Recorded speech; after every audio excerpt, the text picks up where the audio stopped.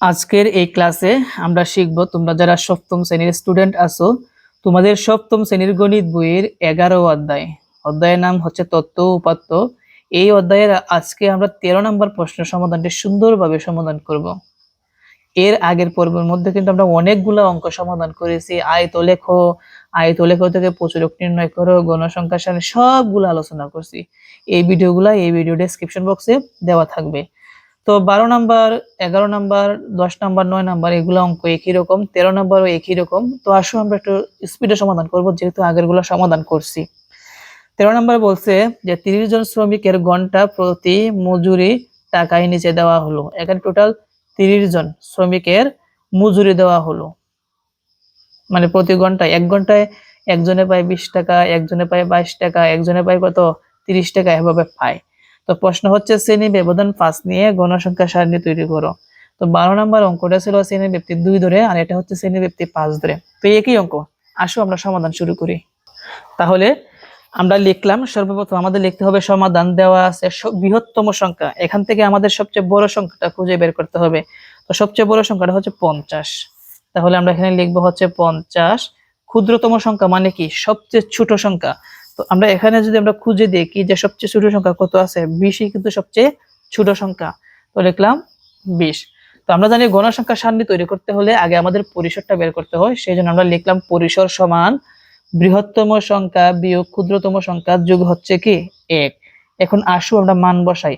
বৃহত্তম সংখ্যা হচ্ছে 50 বিয়োগ ক্ষুদ্রতম সংখ্যা হচ্ছে কত 20, আর যোগ কত আছে 1 আছে।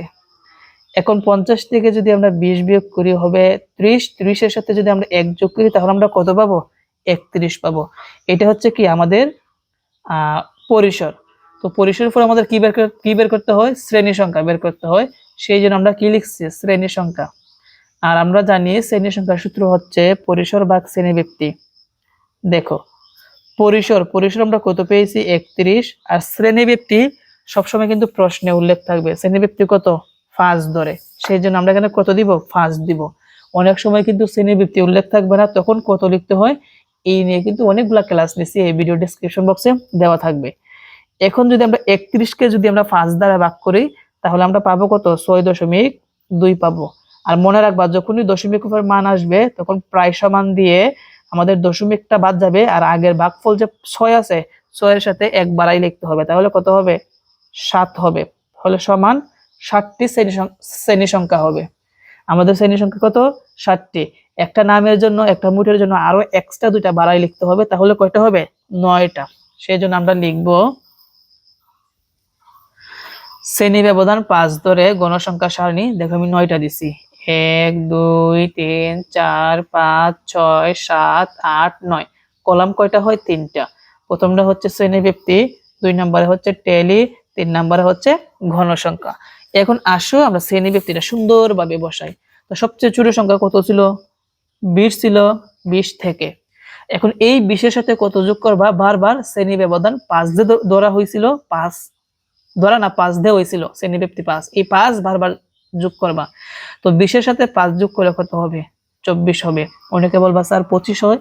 হ্যাঁ, তবে আগের সংখ্যার সাথে 5 যোগ করতে হয়। তো 20 এর আগের সংখ্যা কত? 19। 19 এর সাথে 5 যোগ করলে 24। 24 এর পরের সংখ্যাটা কত? 25। 25 এর সাথে 5 যোগ করো। 25 এর আগের সংখ্যাটা কত? 24। 24 এর সাথে 5 যোগ করলে কত আসবে? 29। বুঝতে পারছো? 29 এর পরের সংখ্যাটা কত? 30। 5 যোগ করলে কত হবে? 34। 34 এর পরে কত? 35। 5 যোগ করলে কত হবে? 39। 39 এর পরের সংখ্যাটা কত? 40। 40 এর সাথে 5 যোগ করলে কত হবে? 44। 45। 49। 50 থেকে 54। দেখো আবার লাস্টে ভুলে কিন্তু আবার এইটার মধ্যে লিখো না, কারণ এটার মধ্যে লিখলে হবে না। এটা কিন্তু আমরা এক্সট্রা লিখছিলাম, একটার মুড়ের জন্য, একটার নাম লেখার জন্য। এখন আসো আমরা টালি বসাবো। তার আগে আমি আরেকটা কথা বলে দেই, 20 থেকে 24 কথাটার মানে কি। এখানে 20, 21, 22, 23, 24 পর্যন্ত সংখ্যাগুলো আছে, এটা বোঝানো হচ্ছে। তো প্রথম যে আমাদের সংখ্যাটা সেটা হচ্ছে 20 আর হচ্ছে 22। 20 এর ঘর কোনটা? এইটা। 22 এর ঘরও এইটা। 30, 25। 30 হচ্ছে এইটা, 25 হচ্ছে 2 নাম্বারটা। 28 30, এটা হচ্ছে 28-এর গড় আর এটা হচ্ছে 30-এর গড়। 35 40, এটা হচ্ছে 35 আর এটা হচ্ছে কি 40। 25 20, এটা হচ্ছে 25 আর উপরেরটা হচ্ছে কি 20। 28 40, এটা হচ্ছে 28 আর এটা হচ্ছে কি 40। তারপর 45 50, এটা হচ্ছে 45 আর এটা হচ্ছে 50-এর ঘর। 40 35, এটা হচ্ছে 40 আর এটা হচ্ছে কি 35। 40 আবার 35, এটা হচ্ছে 40 আর এটা হচ্ছে কি 35।